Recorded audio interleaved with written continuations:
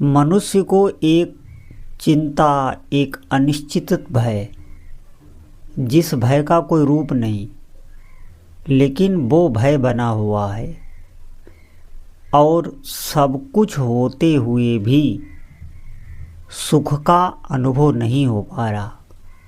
विषयों को भोगते हुए भी दुख ही मिल रहा है और वो जान नहीं पा रहे हैं, कारण कोई नहीं है, लेकिन मन चैन से नहीं है, सुख से नहीं है। इसके पीछे मुख्य कारण होता है भजन ना होना। अगर जीवन में भजन नहीं है तो आप निश्चित मानिए ये मन ही दुख देगा। भौतिक वस्तुओं को कितना भी उपयोग कर लें, वो काम आने वाली नहीं है। आप विषयों को भोगेंगे, जितना अधिक भोगेंगे उतना ही मन व्याकुल होगा। मन आपको शांति प्रदान नहीं करेगा, क्योंकि हमारे भीतर पहले से एक अशांति बनी हुई है कि हम भगवान से विमुख हैं, हम भगवान के भजन से विमुख हैं। ये अशांति हमारे भीतर पहले से बनी हुई है और हम दूसरी अशांति ये ले लेते हैं कि उस अशांति को हम विषयों से भोगकर पूरी करना चाहते हैं। परिणाम में हमें दुख ही मिलता है। फिर सोचने पर हम मजबूर हो जाते हैं कि जीवन बेकार है, जीवन में कुछ नहीं है। एक निराशा आ जाती है। साधना से निराशा नहीं आती। साधना से आप देखेंगे जो साधक बहुत गंभीर रहते हैं, किसी से बात नहीं करते, एकांत में भजन करते हैं, तो आप क्या समझते हैं उनके भीतर निराशा होती है? नहीं, वो बहुत प्रसन्न होते हैं और उनको दृढ़ विश्वास हो चुका होता है कि प्रभु की हम पर कृपा है। साक्षात कृपा का उन्हें अनुभव होता है। सिर्फ भगवान नाम जप से, और कोई ऐसी विशेष साधना नहीं है।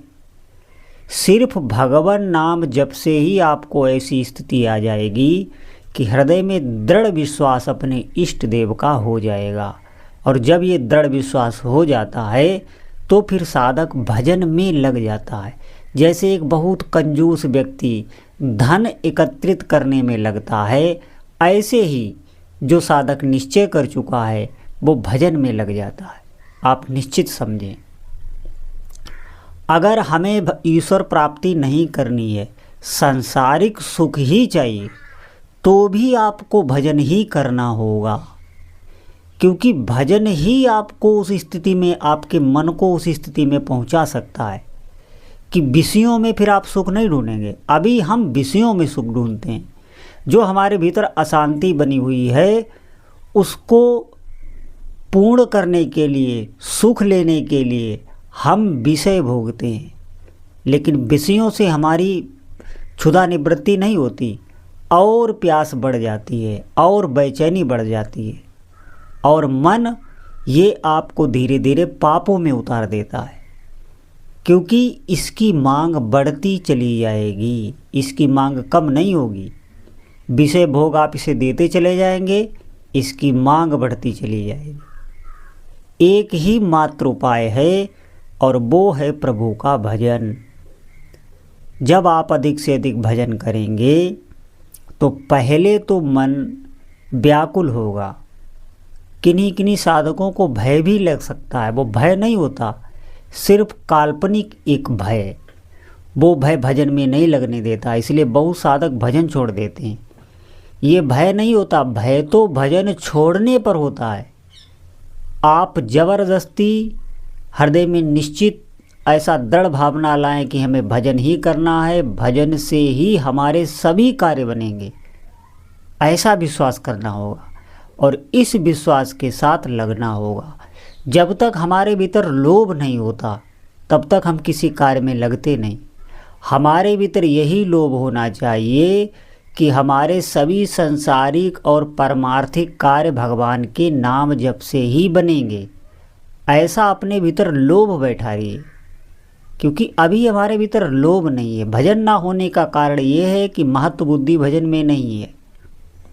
महिमा सुन के हम थोड़ा बहुत भजन करते हैं, लेकिन एक निराशा युक्त भजन कर रहे हैं, कोई रुचि नहीं, कोई स्वाद नहीं, थोड़ी बहुत माला की, बाकी से समय सांसारिक प्रपंच में ही व्यतीत हो जाता है और मन में ये सोचते रहते हैं कि अभी भजन करना है, भजन करना है, भजन करना है, पूरा दिन निकल जाता है। दूसरे दिन की भी यही हालत है। इसका मतलब है हमें अभी कोई स्वाद नहीं मिला। स्वाद हमें तब मिलेगा जब हम भजन में बैठेंगे, भजन करेंगे। उस समय मन जलेगा, मन इधर उधर भागेगा। बिल्कुल इस बात पर विश्वास ही नहीं करना है, ज़बरदस्ती इसे लगाना है। ऐसे समझ ले जैसे ये हमारी इतने समय के लिए सज़ा बोल दी गई है। हम ऐसा ही सोच लें, प्रारंभिक साधक को ऐसा सोचना पड़ेगा कि इतने से इतने समय हम भजन करते हैं, ध्यान सहित एकाग्रता सहित भजन करते हैं, तो इसमें हमारी इतने समय के लिए हमारी सज़ा है, प्रायश्चित है। जो हमने अभी तक भोगे हैं उनका ये प्रायश्चित हो रहा है। ज़बरदस्ती वो नियम बना ले और अगर वो भजन करता रहा तो निश्चित मानिए उसे स्वाद मिलने लगेगा, मन प्रसन्न होने लगेगा। किसी वस्तु के बिना भी आप इतने प्रसन्न रहेंगे और अपने उपास्य देव का अनुभव होने लगेगा।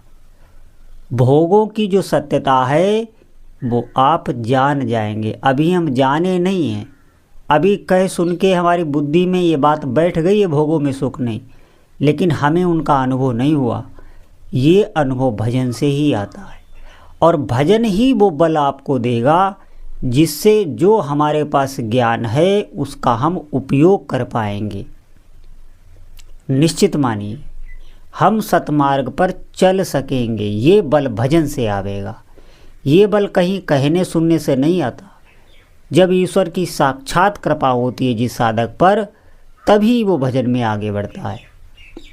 तो हमारी बात पर समझें, इस पर चिंतन करें कि हमें अधिक से अधिक वर्तमान समय में नाम जप करना है। सभी कार्य नाम जप से ही बनेंगे, दूसरा कोई उपाय नहीं, इससे कोई सरल साधन नहीं। आप इधर उधर दिमाग अपना दौड़ाना बंद कीजिए। बहुत दूर का मार्ग जब हम तय करते हैं, बहुत कठिन कोई तपस्या करते हैं, तो हमारे भीतर भाव जगता है हाँ कोई तपस्या की, लेकिन नाम जप कहने सुनने में सिर्फ सरल है, ये करना बहुत ही कठिन है। और जो भाग्यशाली साधक कर रहे हैं उन्हें इस बात का पता होगा कि नाम जप जितना कहने में सरल है उतना करने में कठिन है। इसलिए हमें लगना होगा और कोई मार्ग नहीं। अधिक से अधिक समय हम भजन में ही निकालें। कुछ समय हम ध्यान से ही जप करें, शेष समय हम निरंतर जप करने की कोशिश करें, तो देखेंगे भजन में स्वाद आने लगेगा। जो हमारी मन की मांग है वो आपकी नाम जप से ही पूर्ण होगी। आप क्या समझते हैं? नाम जप हर बात जानता है, आपके हृदय की जानता है। जिनका भी आप नाम जप कर रहे हैं उनमें और नाम में कोई भेद नहीं है। जो आपकी नाम बात नहीं समझ रहा, आप बस जप पकड़िए। आप हर समय कोई ऐसी अवस्था आ जाए, कोई विपरीत अवस्था, प्रतिकूलता आ जाए, तो भी नाम में लग जाइए। आप देखेंगे वो प्रतिकूलता शांत होने लगेगी। कोई हर्ष का भी माहौल आ जाए, कोई प्रसन्नता आ जाए, कोई जैसा हम चाह रहे वैसा हो जाए, उस समय भी नाम में लग जाइए। नाम सब ठीक कर देगा, बस हमें नाम पकड़ना है। अधिक से अधिक नाम, जितना हो सके वर्तमान समय को नाम में निकालो, क्योंकि ये वर्तमान समय ही भविष्य बनकर आने वाला है। अभी तक हमने जो किया इस जन्म में वो भी हमें ज्ञान नहीं, क्योंकि हमारी बुद्धि बहुत छोटी होती है। पूर्व जन्म में हमने क्या किया ये तो हमें बिल्कुल ही पता नहीं। तो उसका परिणाम जो अभी हम देख रहे हैं वर्तमान समय वो है। अब जो हम समय कर रहे हैं, जो भजन में निकाल रहे हैं, निश्चित मानिए भविष्य हमारा मंगल होने वाला है। इसलिए बार बार कहता हूँ कि इधर उधर से वृत्ति हटाकर अधिक से अधिक भगवान नाम जप करो। और अगर हमारे पास समय नहीं है कि माला लेके बैठें, तो चलते फिरते उठते बैठते जीव से नाम का अधिक से अधिक अभ्यास करो, तो आप देखेंगे आपकी स्थिति बनने लग जाएगी। नाम अपने में लगा लेगा, नाम आप पर खुद कृपा कर देगा। आप नाम को पकड़ने की कोशिश कीजिए, फिर नाम आपको पकड़ लेगा। निश्चित मानिए, आपको नाम पकड़ लेगा। सहजता से ही जप होने लगेगा। जप में कोई श्रम नहीं करना पड़ेगा, सहजता से जप होने लगेगा।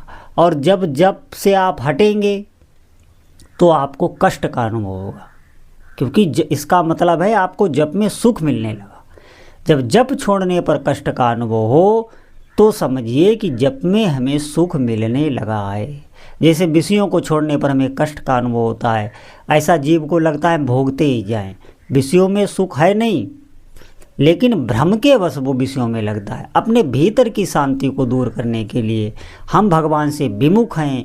ये अशांति हर जीव के अंदर है और इसीलिए वो दुख ही है। वो सुख में आ जाए अगर वो भगवान के शरणागत होकर भजन करने लगे। शरणागति का मतलब है भगवान नाम जप करने लगे। इसलिए जो भी आपके उपास्य देव हैं उनका अधिक से अधिक नाम जप करो। बोलो जय जय श्री सीताराम।